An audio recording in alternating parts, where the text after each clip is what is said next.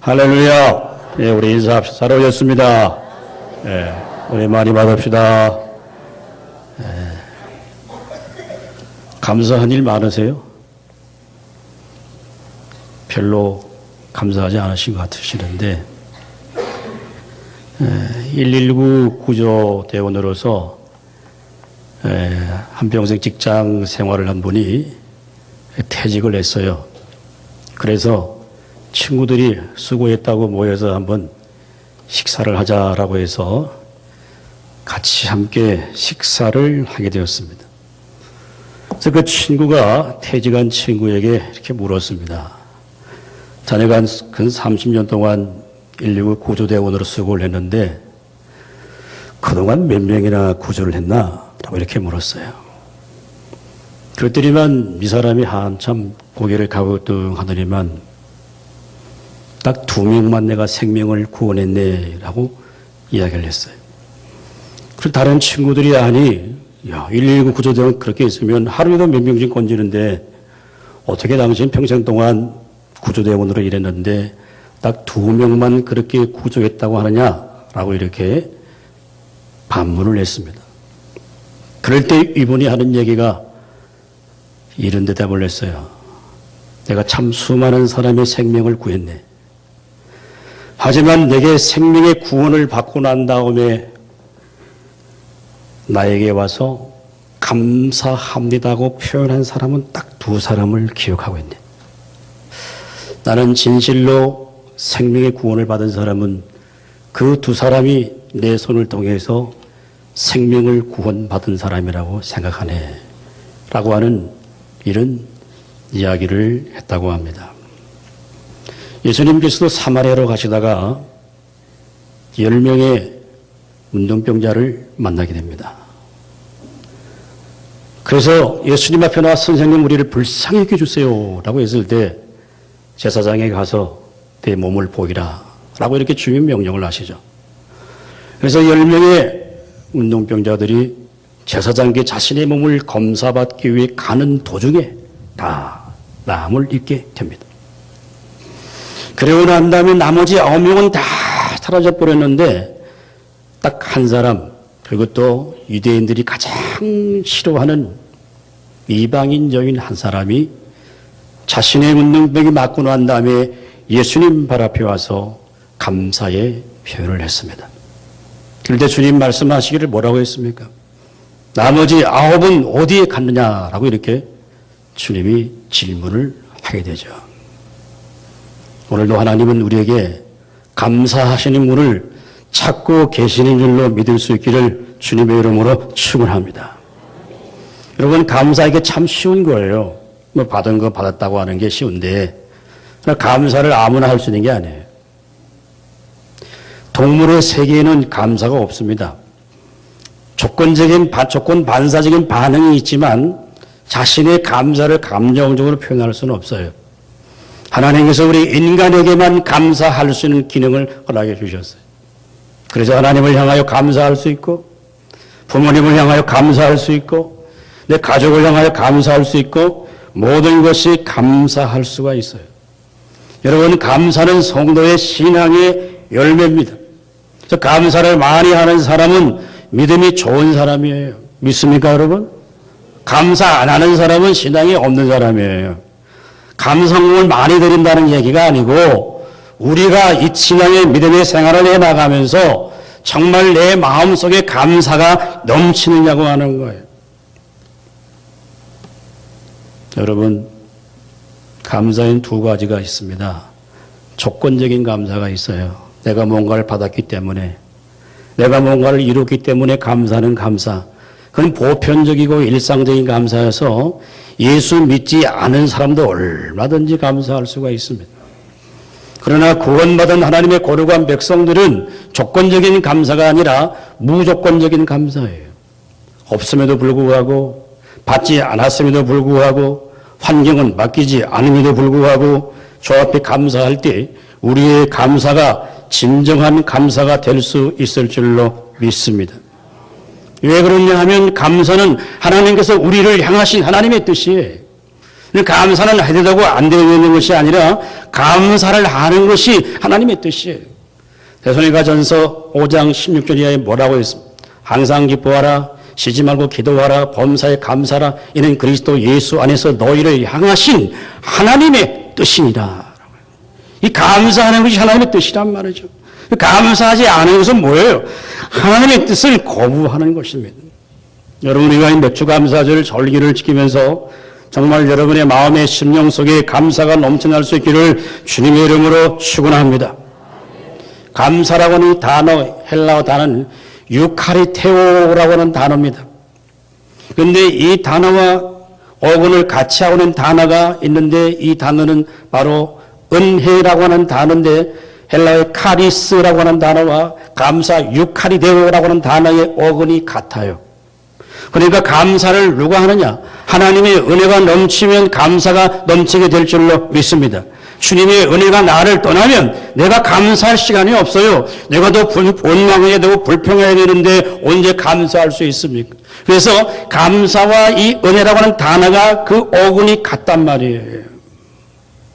오늘 이 맥주감사절 절기를 지키면서 지나온 6개월 동안 하나님 베푸신 그 은혜에 대한 감사와 감격이 우리의 심령 속에 넘칠 수 있기를 주님의 이름으로 축원합니다.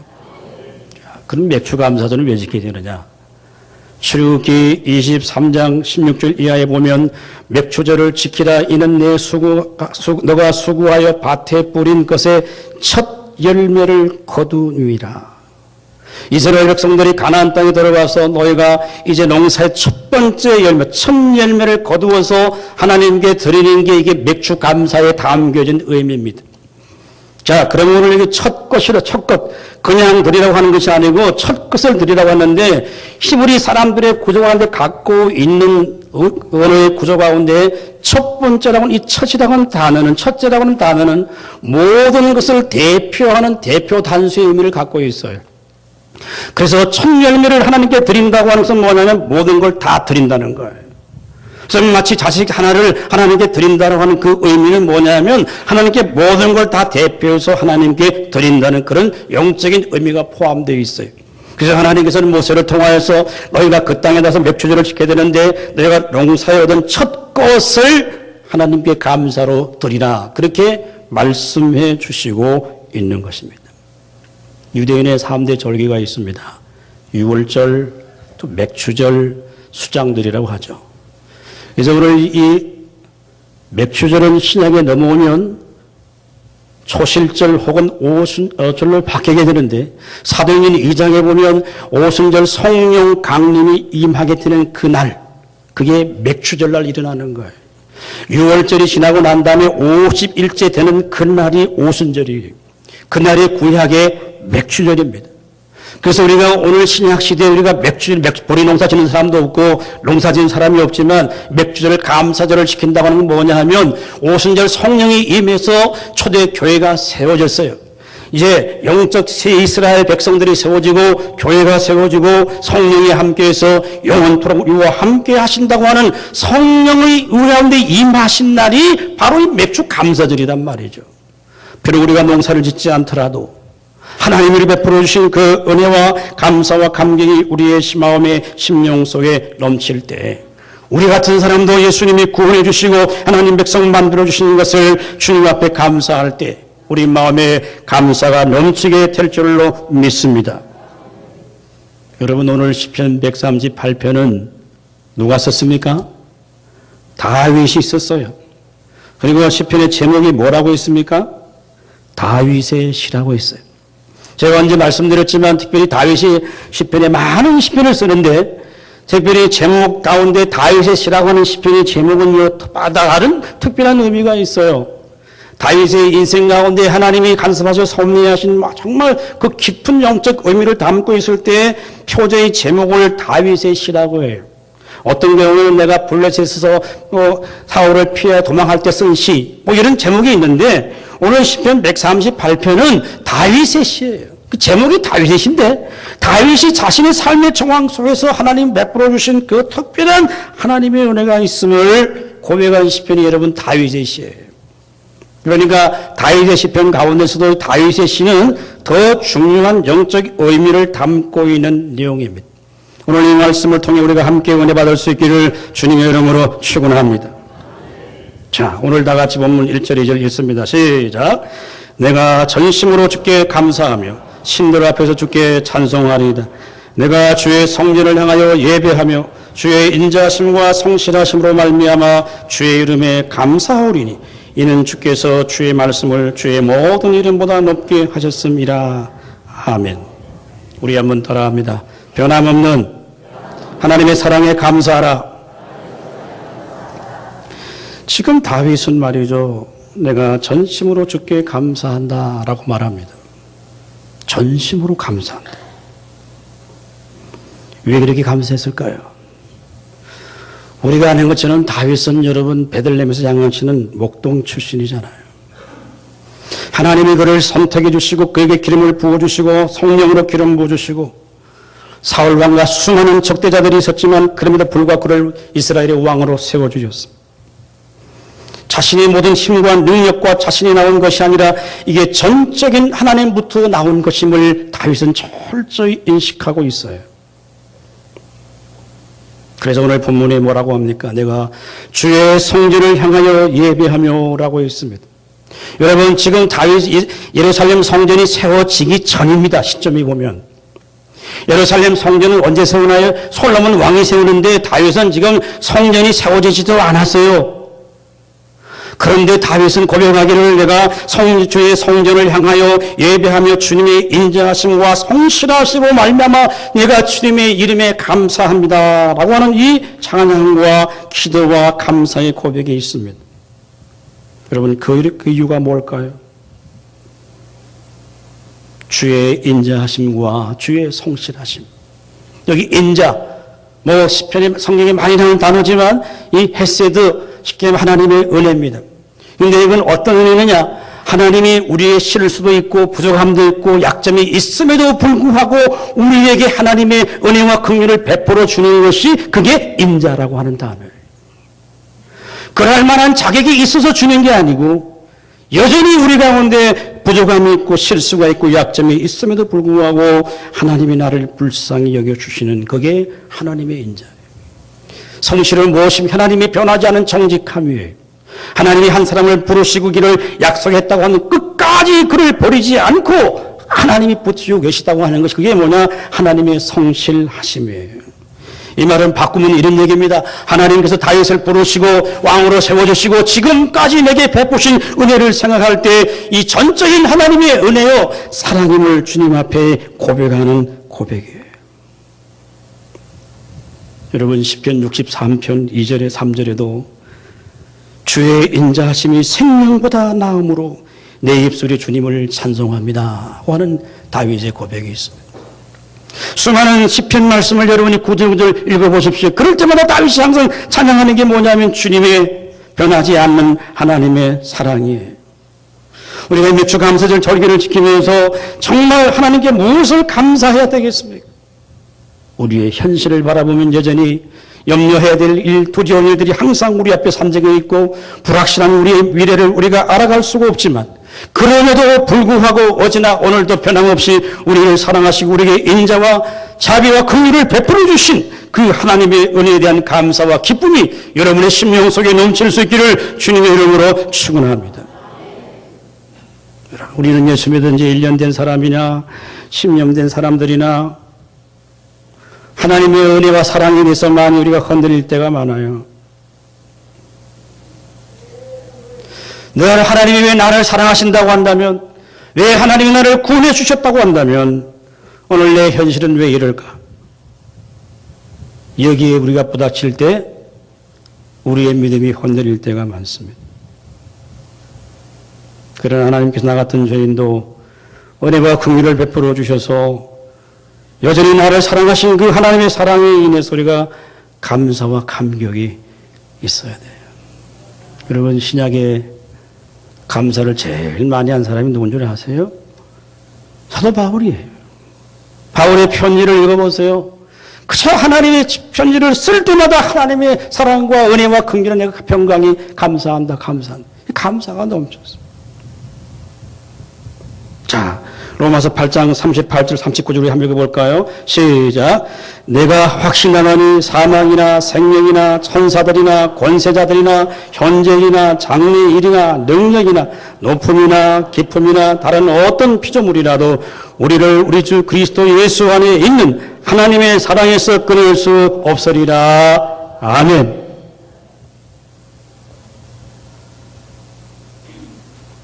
여러분, 다윗이 얼마나 확신에 차있냐고 하는 거죠.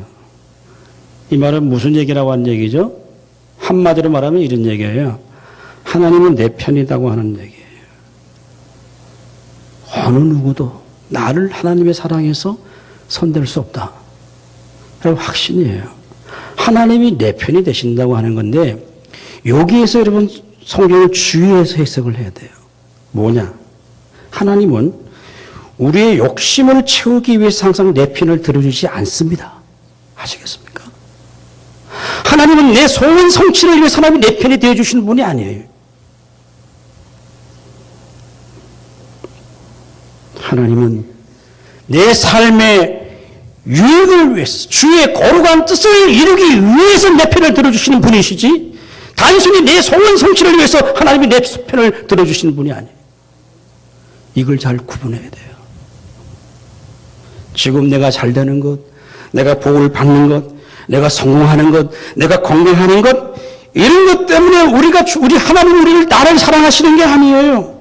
내가 실패하고 내가 넘어지고 내가 어떤 삶의 문제가 여전히 내 앞에 있지만 그분이 변함없이 나를 사랑하시는 줄로 믿을 수 있기를 주님의 이름으로 축원합니다. 근데 우리는 뭐예요?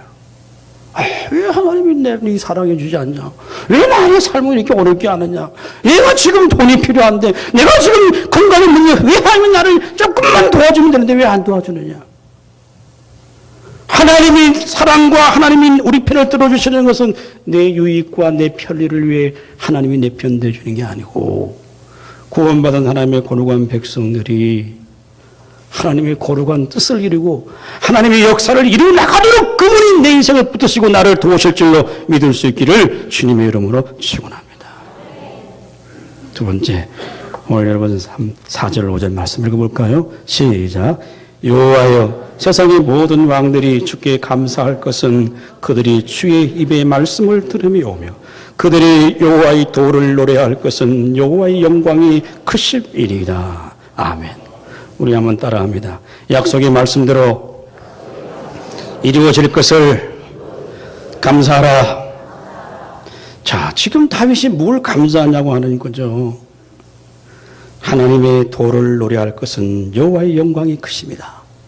자, 오늘 4절에 나오는 주의 입의 말씀이라고 하는 단어와 그리고 여호와의 도를 노래할 때 이 도라고 하는 단어는 같은 단어예요. 그러니까 시편에 많은 규례와 율례와 법도 이런 다 말은 하나님의 말씀을 다 동의어로 그렇게 표현해 온 단어입니다. 자, 여러분 보십시오. 다윗이 말이죠. 사울에게 쫓겨 도망 다닐 때는요. 이방인의 나라의 사람들이 다윗을 그렇게 조롱했습니다. 심지어 어떻게 했습니까? 여러분 블레셋 지역에 도망가갖고 다윗은 블레셋 왕인 아비멜렉 앞에 가갖고 마냥 머리를 다 풀어 해제치고 침을 흘리면서 마치 미친 척하면서 그런 모습을 보였어요. 그럴 때 하나님이 함께했다고 하고 뭐 골리앗을 이겼다고 하는 다윗이 그냥 미침제가 돼갖고 내게 왔군 할 때 얼마나 이방인들이 여러분 다윗을 조롱했겠습니까? 그렇지 않습니까? 순간 기회 있으면 유독 황리라 도망다니고 여러분 아들람 굴속에 들어가고 수많은 고난과 환난과 어려움이 있었음에도 불구하고 그래도 다윗은 믿음이 흔들리지 않았어요. 그 이유가 뭘까요? 그게 오늘 4절 5절이에요. 주의 입의 말씀을 내가 들었고 여호와의 도를 노래하는 것은 주의 영광이 크니라. 다윗은 하나님께서 자기와 약속하신 그 약속이 반드시 이루어져 갈 것을 다윗은 기억하고 듣고 있어서 여호와 앞에 영광과 찬송을 돌리는 거예요. 그래서 여러분 다윗이 왕이 되었을 때 이스라엘 통일 국가가 이루어집니다. 그래서 수많은 주변의 사람들이 와서 이야 정말 다윗에게 하나님이 여호와 야훼 하나님이 하시는구나 그걸 직접 보게 돼요. 여러분 솔로몬에게 가서는 솔로몬이 이스라엘의 왕이 되었을 때 여러분 스바의 여왕이 저 지금 말하면 저 사우디아라비아 남쪽의 예멘의 그 여왕이 보물과 진경 가지고 솔로몬의 지혜로운 말 한마디를 듣기 위해서 수많은 이방의 왕들이 솔로몬 앞에 와서 무릎을 꿇었다고 하지 않습니까? 그래서 오늘 말씀의 권위와 그 영광 앞에 사람들이 굴복하게 되고 그 말씀의 영광을 보게 되는 것을 생각할 때 오늘 다윗이 하나님 앞에 전심으로 감사하는 것입니다. 다윗은 현실만 보는 사람이 아니에요. 현실 너머에 계신 그 하나님의 말씀이 이루어질 역사를 믿음의 눈을 열어 그는 바라보고 있는 것입니다. 그래서 하나님 앞에 전심으로 감사하는 거예요. 여러분 다윗의 시편을 읽어보십시오. 얼마나 은혜와 감사가 넘쳤던 인생인가. 오늘 우리에게 왜 감사가 넘치지 않을까요? 왜 감사보다는 원망과 불평이 더 많게 된 이유가 뭘까요? 아직도 우리에게 아주 안 좋은 나쁜 영적인 아주 나쁜 습성이 있어요. 그게 뭐냐 하면 우리가 하나님 말씀대로 살고 그 말씀대로 내가 순종하며 사는 것을 항상 내가 뭔가를 피해 본다고 하는 피해 의식을 깊이 갖고 있습니다. 자, 왜 하나님은 항상 우리에게 말씀을 해주시고 그 말씀대로 살아가는 그 이유가 뭘까요? 물론 하나님도 영광을 받으셔야 되지만 더 중요한 것은 하나님이 우리의 삶과 우리의 행복을 위해서 하나님을 사랑하고 그 뜻에 순종하고 그 뜻을 따르라고 항상 요구하시는 건데 우리는 항상 그렇게 하면 내가 뭔가를 손해보는 것 같아. 내가 희생당하는 것 같아. 그래서 그렇게 하기보다는 자기 방식대로 살고 말씀을 떠나서 살아도 문제가 없고 그럴 때마다 떠나가죠. 여러분 신명기 10장 말씀 우리 한번 다 같이 읽어봅시다. 12절 13절 자 시작. 이스라엘아 내 하나님 여호와께서 내게 요구하시는 것이 무엇이냐? 곧 내 하나님 여호와를 경외하여 그의 모든 도를 행하고 그를 사랑하며 마음을 다하고 뜻을 다하여 내 하나님 여호와를 섬기고 내가 오늘 내게 행복을 위하여 내게 명하는 여호와의 명령과 규례를 지킬 것이 아니냐. 아멘. 무슨 말이에요 이게? 여호와 하나님을 잘 섬기고 그를 사랑하고 그의 도를 지키라고 하는 게 누구를 위한다고 하는 거예요? 우리를 위한단 말이에요. 우리가 행복하겠는 여러분 행복하면 감사가 생기지 않겠습니까? 불행하면 감사가 없어요. 전부 단식이고 절망이고 책임을 전가시키게 되지만 우리 마음에 행복이 있으면 우리는 감사할 수 있게 된단 말이죠. 그 진정한 행복이 뭐냐? 세상 것을 소유하고 성취해서 얻는 행복은 다 순간적이에요. 그 며칠 지나면 다 사라져가지만 하나님을 인해 주시는 은혜와 감사가 우리 심령 속에 넘칠 때 그 행복이 영원한 행복인 줄로 믿습니다. 여러분 우리의 환경이 힘들어도 육적인 질병이 있고 고난이 있고 삶의 여러 가지 문제가 항상 우리한테 엄습해 오지만 여러분 이럴 때 우리가 태도를 잘 취해야 돼요. 우리가 늘 생존의 문제만 앞에 붙들려 있으면 우리 영혼이 하나님에서 누리는 감사와 기쁨이 우리 가운데 사라져가요. 아시겠습니까, 여러분? 자, 오늘 지금 눈을 감으시는 분은 안 돼요. 세 분이 눈을 감고 계시는데 설교할 때부터 눈을 감고 계셔요. 그럼 안 돼요. 자, 다시 이야기합니다. 인생을 살면서 먹고 사는 삶의 생존의 문제만 붙들려 있으면 우리 영혼 안에 주시는 기쁨과 감사와 평안이 자꾸 사라져가요. 내가 이 땅에 살고 있으면서도 거기에 집착하는 것이 아니라 나를 부르시고 나를 하나님 백성 만드신 그 거룩한 일에 우리가 붙들고 살면 내 영혼에 주시는 감사와 기쁨이 내 심령 속에 넘치게 될 줄로 믿습니다. 오늘 다윗은 그 문제를 얘기하는 거예요. 지금 자신을 통해서 하나님의 말씀이 이루어져가는 미래의 역사를 바라본다고 하는 거죠. 여러분, 감사를 못하는 게 경제적인 문제가 아니에요. 질병 들었기 때문에 아니에요. 암 걸렸기 때문에 아니에요. 하나님의 말씀대로 성취되어져 가는 삶의 현장을 경험하지 못하기 때문에 우리 가운데 감사 기쁨이 사라져간단 말이에요. 아닙니까, 여러분?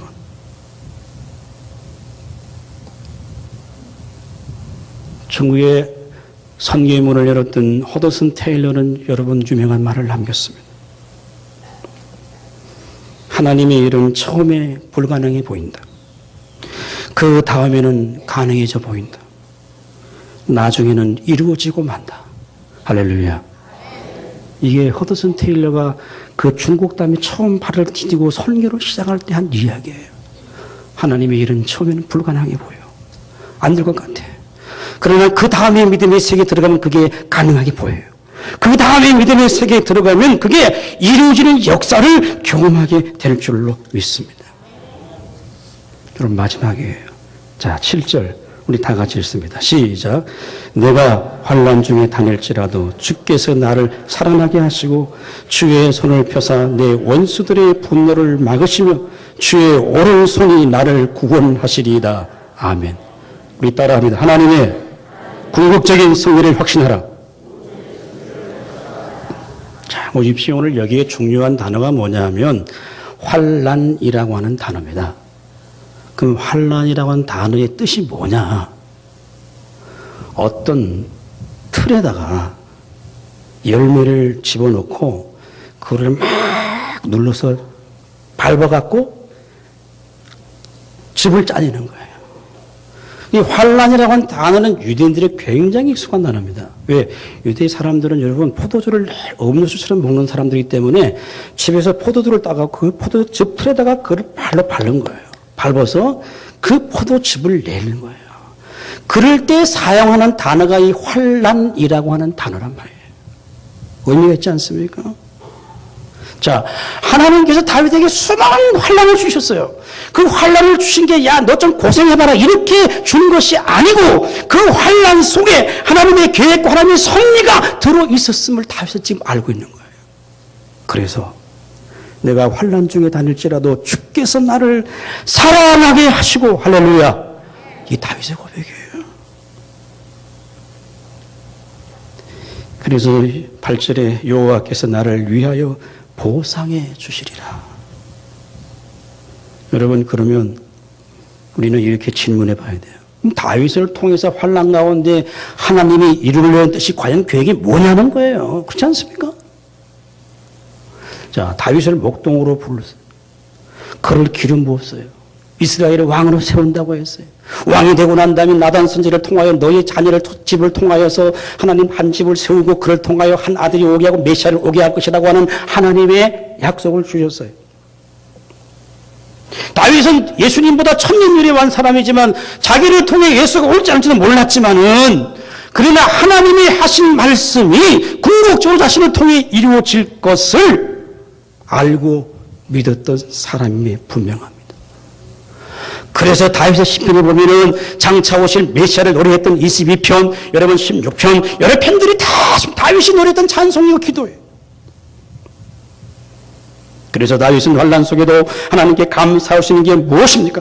이 결국 하나님이 궁극적으로 하나님의 그 뜻을 이루시고 승리할 것을 확신했는 줄로 믿습니다. 여러분, 우리가 믿음 생활하고 신앙 생활을 해 나가면서 우리에게 정말 확신이 있어요. 확신이 있어야 열정을 가질 수가 있습니다. 예, 물론 구원의 확신이 없어도 구원을 받을 수는 있어요. 자, 우리가 믿음의 확신, 구원의 확신, 기도 응답의 확신을 가지고 있는데 그 확신이 있어야만이 우리의 신앙의 삶이 더 다이나믹하고 열정질 수가 있단 말이죠. D.L. 무디가 이런 예를 들었어요. 제가 언젠가 이거를 한번 했는데 확신이 있고 예수를 믿는 사람과 확신 없이 믿는 사람의 차이가 뭐냐? 열차를 타고 가는데 구원의 확신이 있는 사람은 특등석에 앉아서 열차를 타고 가는 사람이고 그 확신이 없는 사람은 저 삼릉실에 앉아갖고 덜커덩하며 타고 가요. 여러분 설국 열차 보셨죠? 예? 맨 막판에 바퀴벌레 먹으면서 그냥 가는 사람이 있고, 예? 일본 스시 먹으면서 그냥 앉아서 가는 사람이 있단 말이에요. 그 차이란 말이에요. 오늘 다윗은 무슨 확신하고 있느냐? 결국 자신을 통해 언약하신 그 말씀을 반드시 하나님이 이루어낼 고 마신다고 하는 그 확신을 갖고 있었어요. 여러분, 그래서 다윗이 노년에 체력이 다 하고 기력이 다 세질 때도 여러분 역대상 29장에 가면요 어떻게 하느냐 하면 다윗은 자기 재산, 자기 보물 다 챙겨서 자기 아들을 솔로몬을 왕을 불러요. 야, 내가 그렇게 성전 건축을 원했지만 하나님이 내게 허락하지 안 줬다. 너를 통해 하나님께서 반드시 너 성전 건축을 이룰 것이다 하면서 성전 건축 설계 토면 다 주고 모든 보물 다 줘갖고 성전을 짓도록 그렇게 명령합니다. 자, 여러분, 우리가 성경을 읽었더니요 이걸 뒤집어 봐야 돼. 아니, 내일모레 인정하는 사람이 성전을 짓든 자한테 무슨 상관이 있어요? 그렇지 않습니까? 내가 지금 내일모레 죽는데 내 아들이 아파트를 50평 사든 70평 사든 그게 무슨 상관이 있어요? 아무 상관없어요. 그런데 다윗은 인생의 순간 속에서도 하나님이 이루실 것을 확신했기 때문에 그 열정이 있는 거예요. 그래서 이걸 내가 들여서 하나님이 명하신 그걸 내게 이루지 않았지만 너를 통해 이루실 것이다. 그래서 솔로몬에게 다 넘겨주고 기도해주고 축복해주는 거예요. 성도 여러분, 우리가 나이가 들어도 정말 우리가 주의 영이 함께하고 믿음이 있는 사람들에게 우리의 남은 생애가 정말 하나님의 궁극적인 영광을 바라보고 하나님 나라의 이루어질 영광을 우리가 볼 수 있다고 한다면 여러분 우리에게 감사와 감격이 넘치게 될 줄로 믿습니다. 저는 여러 성경을 좋아하지만 특별히 제가 좋아하는 말씀 가운데 로마서 8장 28절을 제가 좋아해요. 우리가 알거니와 하나님을 사랑하는 자, 그 뜻대로 부르심을 입은 자들에게 모든 것이 합력하여 선을 이루느니라. 할렐루야.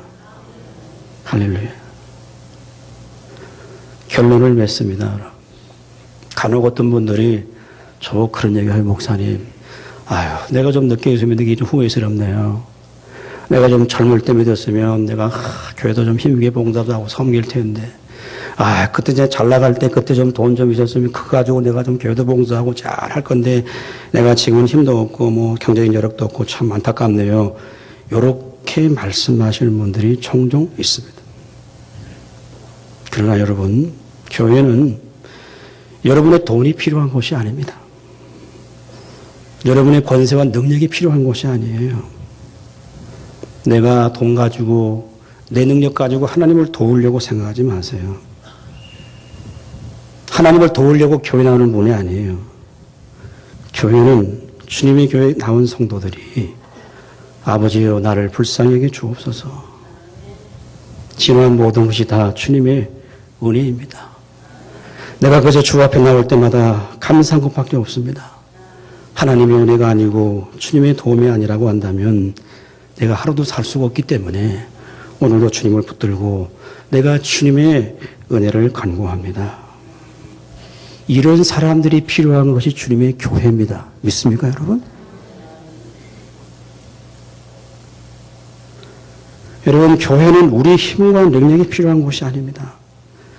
우리의 인생이 하나님의 손에 있음을 기억하고, 오늘 보세요. 특별히 다윗이 보세요. 주의 손이 펴사 원수들의 분노를 막고 주의 오른손이 나를 구원하시더라. 하나님이 왼손 오른손 있는 게 아니에요. 우리 시적인 표현인데 오른손이라고 하는 것은 뭐냐면 하나님의 능력과 권능을 상징하는 말이에요. 그래서 오늘 다윗이 환난을 중에도 다니고 주께서 나를 살아나게 하시고 생명을 주시고 주의 손을 펴서 원수들의 분노를 막아주시고 주의 권능의 손이 나를 구원해 주셨다. 반드시 여호와께서 나를 보상해 주시리라. 그 내면 속에 끓어오르는 감격과 감사가 그 심령 속에 넘쳐나서 전심으로 여호와를 찬송하고 감사하는 거예요. 여러분, 감사절 절기를 지키면서 무엇을 감사하시렵니까? 아이고, 목사님, 생활도 어렵고 힘든데 감사할 게 뭐 있습니까? 그런 마음이 드세요? 아는 보니 그냥 마음에도 안 들고 죽겠습니다. 그런 마음이 드십니까? 여러분, 황정에 그냥 죽을 지경인데 뭘 감사하냐? 그런 마음이 드세요? 그런 걸 인해서 하나님이 감사하라고 그렇게 하지 않습니다. 더 본질적이고 근본적이고 원리적인 것을 감사하라고 하는 거예요. 변하지 않는 하나님의 사랑. 내가 약점이 있고 내 실수가 있고 부족함이 있음에도 불구하고 나를 사랑하시고 그 인자와 그 성실함이 변치 않으셔서 주의 말씀대로 이루어져가는 그 영광을 보는 것을 내가 감사하고 기뻐하고 혼란 중에 다닐지라 나를 살아나게 하시고 주의 손이 원수의 분노를 막아주시고 주의 오른손이 나를 구원하시고 여호와 앞에서 나를 살리실 궁극적인 승리와 확신을 바라보면서 우리가 주 앞에 감사할 수 있어야 그게 구원받은 성도의 진정한 감사이기를 주님의 이름으로 축원합니다.